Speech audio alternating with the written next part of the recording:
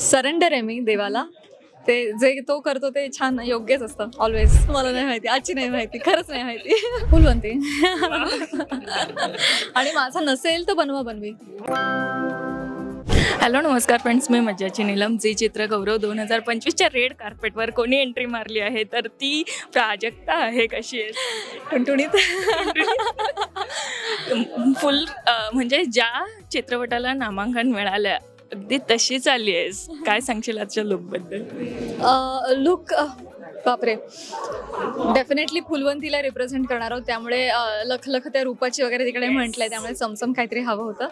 आणि गेल्या अवॉर्ड फंक्शनला काय नेसलं होतं, मग त्यापेक्षा काहीतरी वेगळं पाहिजे. रंग रिसेंट काळामध्ये कुठला मी परिधान केलेला नाही आहे, तो चूज करूया असा काही एक बेसिक विचार होता. आणि येस, डन. फुलवंतीने पडदा गाजवला तर रेड कार्पेटही गाजवतेच. इच्छा आहे. येस, पण आता किती पुरस्कार घरी घेऊन जायचा विचार केला? कारण नामांकन आहे, किती पुरस्कार नाही ते देवावर सोडलंय.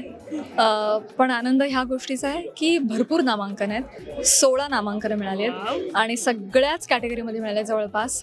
तर बेस्ट फिल्म आहे, बेस्ट ॲक्ट्रेस हे तर आहेच आहे, पण मला टीमसाठी जास्त आनंद आहे कारण त्यांनी खूप मेहनत घेतली आणि खूप रिसर्च केला आहे. सो सगळ्या कॅटेगरीमध्ये सगळ्यांना नामांकन आहे, त्याचा फार आनंद आहे. हो, पण फुलवंतीच्या प्रीमियरला ना काही लाखांची साडी नसलेली, ही कितीची आहे? मला नाही माहिती, आजची नाही माहिती, खरंच नाही माहिती. पण काय सांगणार आहे की आता पहिलाच म्हणजे 2025 मधला पहिलाच रेड कार्पेट आहे, नामांकन आहे, येताना धाकधूक होतीच? नाही, धाकधूक नाही आहे. सरेंडर आहे मी देवाला. ते जे तो करतो ते छान योग्यच असतं ऑलवेज. एवढे छान छान चित्रपट, एवढ्या छान छान भूमिका केल्यात, पण एक चित्रपट जो तू कधीही स्वतःचा कितीही वेळा पाहू शकते? फुलवंती. आणि माझा नसेल तर बनवा बनवी. वा, म्हणजे खूप छान आहे. काय सांगणार आहे, आज स्वतःला मोटिवेट किती करून आलीस? नाही, मी एकच केलं. मी म्हणलं आई येणार आहेस का अवॉर्ड फंक्शनला? आई म्हणलं येते, येणारच आहे, मला यायचंच आहे. सो आलं, मोटिवेशन आलं. म्हणजे आई म्हणजे मोटिवेशन आहेच आहेच, नक्कीच. पण काय टिप्स देशील? कारण की एवढी ग्लोईंग स्किन वाटते, एवढी ग्लो करते रेड कार्पेटवर, तर प्रेक्षकांना काही मेकअप टिप्स द्यायच्या असतील किंवा रुटीन टिप्स द्यायच्या असतील, काय देशील? मी 2 विभागांमध्ये या गोष्टी विभागते. एक म्हणजे फक्त बाह्य सौंदर्य एक वेगळं असतं, आंतरिक सौंदर्य एक वेगळं असतं. दोन्हीवर इक्वली अमाऊंटवर काम करा. आणि आंतरिक सौंदर्यासाठी जेवढं मन, मानसिक शांती, मानसिक स्वास्थ्य जेवढं महत्त्वाचं आहे, त्याचबरोबर उत्तम खाणं, उत्तम दिनचर्या हेही महत्त्वाचं आहे.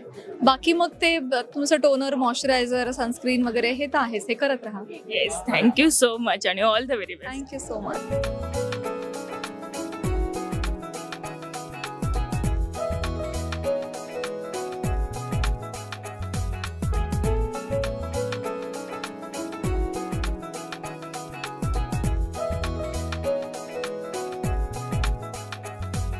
मराठी मनोरंजन सृष्टीमधील मालिका, चित्रपट, नाटक तसेच कलाकारांबद्दलच्या नवीन अपडेट्स जाणून घेण्यासाठी नक्की सबस्क्राईब करा इट्स मज्जा मराठी या आपल्या नवीन यूट्यूब चॅनलला.